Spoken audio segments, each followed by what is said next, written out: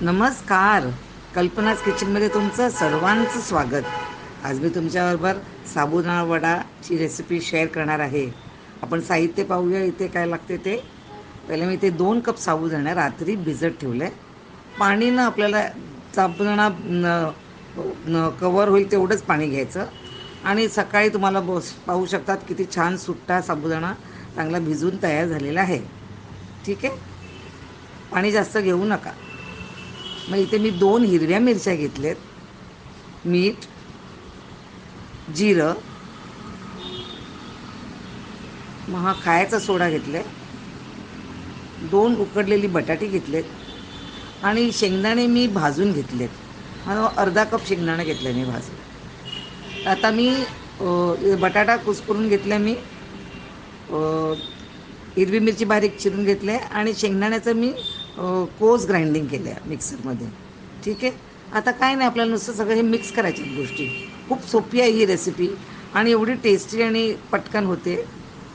तर हे सगळ्या त्या इन्ग्रेडियंट्स आपण एकत्र तसं घालायचे आणि तळायच्या. मी फक्त इकडे खायचा सोडा मी 1 चिमटी घातले, म्हणजे ते क्रिस्प व्हायला. वरचं कवरिंग आहे ना ते क्रिस्प. 1-2 चिमटी घातली तरी खूप झालं.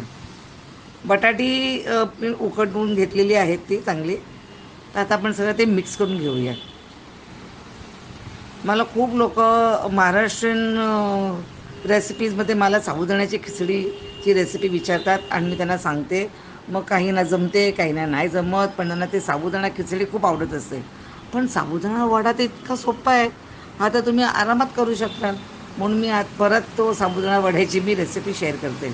इथे फक्त तुम्ही साबुदाणा रात्री नीट भिजत ठेवा, पाणी कवर होईल साबुदाणा तेवढंच घाला आणि सकाळी तुम्हाला वडे करायसाठी सगळं तयार.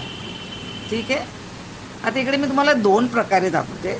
मी जेव्हा घरी करते ना तेव्हा मी ते पॅटेससारखे मी ते चपटे करते. मी साबुदाणा हे पॅटेससारखे वडे, म्हणजे आपल्याला तळायला जास्त तेल किंवा तूप लागत नाही. हां, पण तुम्ही हॉटेलमध्ये जाल, तुम्ही ते साबुदाणा वडा मागितला की तसे गोल गरगरी साबुदाणा इतके छान दिसतात पण, आणि ऑफकोर्स चांगले लागतात. त्यासाठी आपल्याला तेल किंवा तूप जरा जास्त लागते, कारण ते डीप फ्राईंग असते. आता इथे मी पाहू शकतात, मी साबुदाण्याचे तर गोल रेस्टॉरंटमध्ये मिळतात तर तसे बघा. ह्याला मी गोल हे डीप फ्राईंग करायला लागते. आणि मी ज्या घरी करते ना तेव्हा मी ते फ्लॅट करते, म्हणजे मला शॅलो फ्राईंग करता येते आणि कमी तेल किंवा तूप लागते. ठीक आहे, आता माझ्या हाताला मी ना पाणी लावायला पाहिजे होतं थोडं, म्हणजे ते चिकटणार नाही. तर तुम्ही पण करताना वडे जरा पाण्याचा एक वाटी ठेवा बाजूला, की पाणी लावलं तर ते बटाटा आणि साबुदाणा हाताला चिकटणार नाही. ठीक आहे, आणि हे गरम गरम खायला इतके मस्त वाटतात ना, एकदम. हे बघा, आता मी 2 तुम्हाला प्रकार दाखवले ना. रेस्टॉरंटमध्ये मिळतात तसे गोल आणि मी घरी करते तसे फ्लॅट. आता इकडे तुम्ही पाहू शकता माझे सगळे तयार आहेत करून. मी गोल फक्त तुम्हाला दाखवायसाठीच केले. तर इथे मी फ्राईंग पॅनमध्ये तूप घेतले आहे. साबुदाणा वडा वगैरे तुपामध्ये अप्रतिम लागतो, पण जर चॉईस इज युअर्स. तुम्हाला जर तेल वापरायचं असेल तुम्ही तेल वापरू शकता, पण मी इथे तूप घेतले. तूप चांगलं गरम झालेलं आहे. तुम्ही साबुदाणा एक एक वडा तो घालते आणि रेग्युलर आपण डीप फ्राय करतो तसं करणार. पहिलं त्याला चांगला रंग येऊ द्या आणि आतून पण तो चांगला शिजला पाहिजे साबुदाणा. हे बघा, चांगला रंग यायला लागलेला आहे. दुसरं म्हणजे साबुदाणा आहे ना, तो तळताना असा उडतो. तर जरा लक्ष द्या, कारण अंगावर उडायचा तो. तेवढंच फक्त टिप आहे इकडे. साबुदाणा तळताना जरा लक्ष देऊन तळा ते.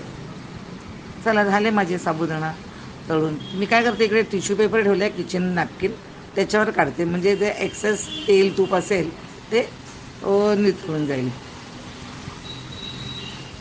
वा, आता इकडे मी ते गोल वडे तुम्हाला सांगितले ना, ते मी ह्याच्यासाठी मी कढई घेतले, कारण कढईमध्ये ते डीप फ्राय करायला लागतं.